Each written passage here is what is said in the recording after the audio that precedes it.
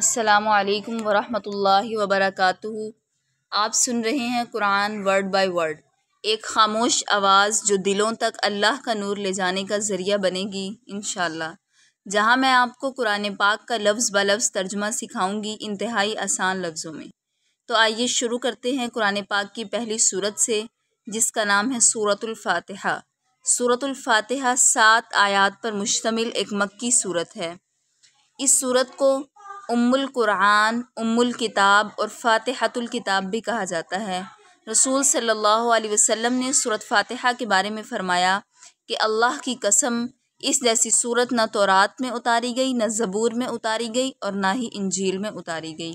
اللہ تعالیٰ اس سورت کے بارے میں ارشاد فرماتے ہیں کہ سورۃ فاتحہ میرے اور میرے بندوں کے درمیان 2 حصوں میں تقسیم کی گئی ہے، نصف میرے لیے اور نصف میرے بندے کے لیے، اور جو کچھ میرا بندہ مانگتا ہے وہ اس کو دیا جائے گا۔ چلیے شروع کرتے ہیں۔ جب ہم سب سے پہلے اس بات کو سمجھ لیں کہ جب ہم کسی مکان میں رہنے کا ارادہ کرتے ہیں تو اس کو تکلیف دینے والی چیزوں سے پاک صاف کرتے ہیں۔ اسی طرح جب تلاوت شروع کریں تو پہلے اپنے دل کو شیطان مردود کے وسوسوں سے پاک کریں۔ اس کے لیے اللہ تعالیٰ نے ہمیں آیات بتلا دی۔ اعوذ باللہ من الشیطان الرجیم، جس کو تعوذ کہا جاتا ہے۔ اعوذ، میں پناہ مانگتی ہوں یا مانگتا ہوں، باللہ اللہ کی، من سے، الشیطان شیطان، الرجیم مردود، میں پناہ مانگتی ہوں اللہ کی شیطان مردود سے۔ پھر بسم اللہ الرحمن الرحیم، یعنی اللہ کا نام لے کر شروع کرتے ہیں۔ بسم اللہ، شروع کرتی ہوں اللہ کے نام سے۔ الرحمن، جو بڑا مہربان، الرحیم، نہایت رحم کرنے والا ہے۔ سورت کا آغاز کرتے ہیں۔ پہلی آیت، الحمد للہ رب العالمین۔ الحمد، تمام تعریفیں، للہ، خاص اللہ کے لیے ہیں، ربی، جو رب ہے، رب کا مطلب پالنے والا، عالمین، تمام جہانوں کا، تمام تعریفیں اللہ ہی کے لیے ہیں جو تمام جہانوں کا پالنے والا ہے، یعنی دنیا کا سارا نظام اللہ کے ہاتھ میں ہے، وہی خالق ہے اور وہی مالک ہے۔ دوسری آیت ہے الرحمن الرحیم۔ الرحمن، بڑا مہربان، الرحیم، نہایت رحم کرنے والا ہے۔ اس میں اللہ تعالیٰ کی 2 صفات بیان کی گئی ہیں، رحمان اور رحیم۔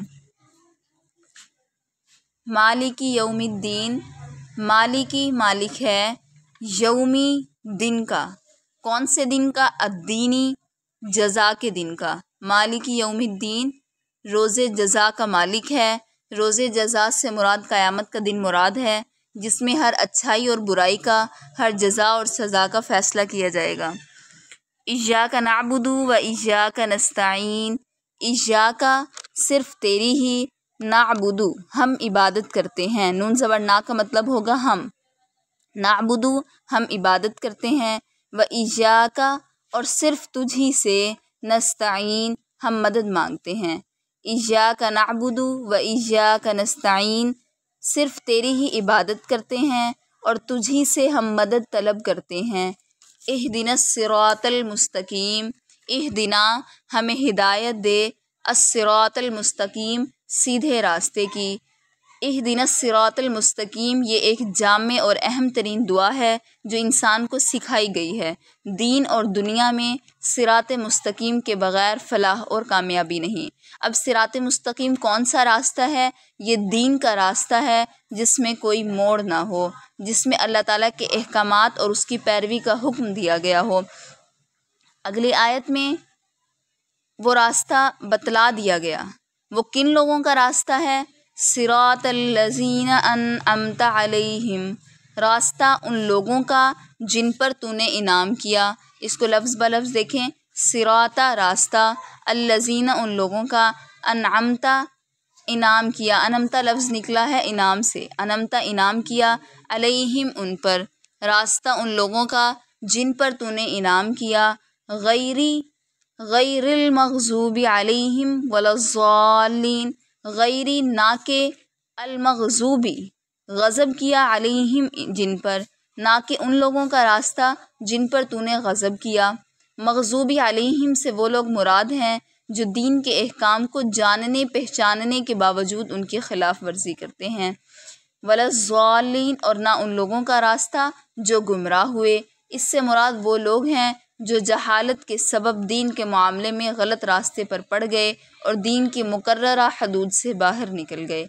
اس آیت کا یہ مطلب ہوا کہ ہم وہ راستہ نہیں چاہتے جو جاہل، گمراہ اور دین میں افراط تفریط کرنے والوں کا ہے، بلکہ ہم ان کے درمیان کا سیدھا راستہ چاہتے ہیں جو افراط و تفریط سے پاک ہے، جو عقائد فاسدہ سے پاک ہے، یعنی برے عقائد سے پاک ہے۔ سورۃ فاتحہ کی 7ویں آیت ختم ہو گئی۔ اس پوری سورت کا خلاصہ اور حاصل مطلب یہ ہے کہ یا اللہ ہمیں صراط مستقیم کی ہدایت عطا فرما۔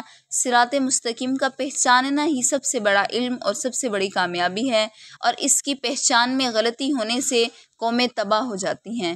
اس لیے قرآن نے صراط مستقیم کو پوری وضاحت کے ساتھ دونوں پہلوؤں سے واضح فرما دیا۔